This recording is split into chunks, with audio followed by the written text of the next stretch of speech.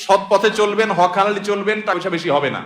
অন্যরা তো দূরের কথা, নিজের আপন মা বাবার কাছেও দাম পাবেন না, ভাই বোনের কাছে দাম পাবেন না, বইয়ের কাছেও হয়তো দাম পাবেন না, ছেলে মেয়ের কাছেও হয়তো দাম পাবেন না, বন্ধু বান্ধবের কাছেও দাম পাবেন না, এলাকার ইমাম সাহেব, খতিব সাহেব, হুজুর সাহেবের কাছেও দাম পাবেন না, কারণ পয়সা নেই। কিন্তু আল্লাহর কসম, যেই জায়গায় দাম পাওয়া দরকার সেই জায়গা ঠিকই পাবেন।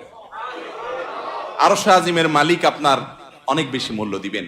নবী করিম সাল্লাল্লাহু আলাইহি সাল্লাম কতবার এরকম বলেছেন সাহাবীদেরকে, তোমরা কোন জান্নাতি লোক দেখতে চাও? বলি ইয়া রাসূলুল্লাহ, দেখতে চাই। একটা লোক চলে যাচ্ছে সামনে দিয়ে, তিনি জিজ্ঞাসা করেছেন, এই লোকটা সম্পর্কে তোমাদের কি ধারণা?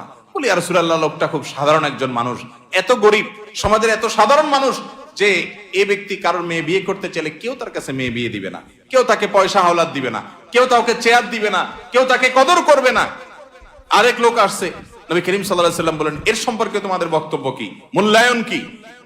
সাহাবীরা বলছেন, ইয়া রাসূলুল্লাহ, এই লোকটা যার মেয়ের বিয়ের অফার করবে, সবাই তার কাছে মেয়ে দিতে পারলে সৌভাগ্যবান মনে করবে, পয়সা আলা, ভাবসাবালা, সমাজে অবস্থানওয়ালা। সে কারো কাছে কিছু চাইলে কেউ তাকে ফেরত দিবে না, তার অবস্থান আমাদের কাছে অনেক বেশি।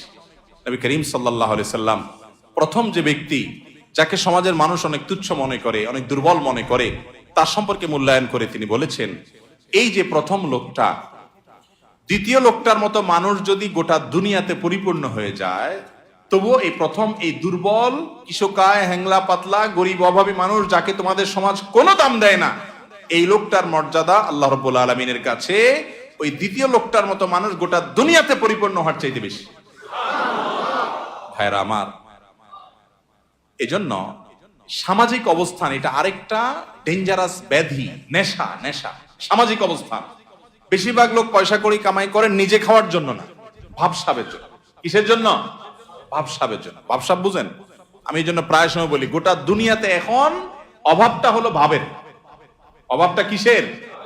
ভাবের অভাব। যে আমাকে মানুষ লাখপতি বলবে, কোটিপতি বলবে।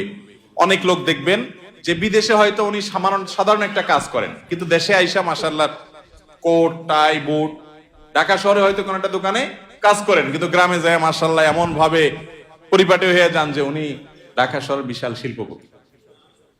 আছে না নাই? তো বেচারা এত কষ্ট কেন করতেছে? তার দরকার একটু ভাব। তার কিসের দরকার?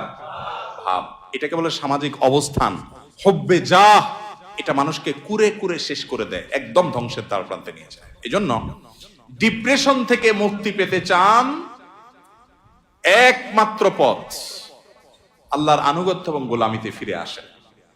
সালহাতু সঙ্গে বুদি দিল খারাস, আজমুদে এক জামানা খাকে বাস। ভাইরে, বহু বছর তো পাথর হয়েছিলেন, কিছু কাল একটু মাটি হয়ে দেখেন, একটু চোখের পানি ফেলে দেখেন, একটু রোনাজারি করে দেখেন, একটু আল্লাহর সাথে কথা বলে দেখেন, দুনিয়ার মোহটা ছেড়ে দেন, আল্লাহর মোহাব্বতটাকে নিজের ভিতরে আনার চেষ্টা করেন, আল্লাহর গোলামিটা করে দেখেন, একাকি আল্লাহর সাথে একটু কথা বলেন, ভোর রাতে উঠে একটু আল্লাহর সাথে কথা বলেন, তাহাজ্জুদে গিয়ে একটু চোখের পানি ছেড়ে দেন, মুনাজাত করেন, আল্লাহর সাথে কানাঘুষা করেন, কেউ আপনার দুঃখ বুঝে না, আল্লাহকে বলেন, আল্লাহর সাথে একটু কথা বলেন, আপনার চাইতে সুখী মানুষ আল্লাহর জমিনে আরেকটা আর থাকবে না ইনশাআল্লাহ।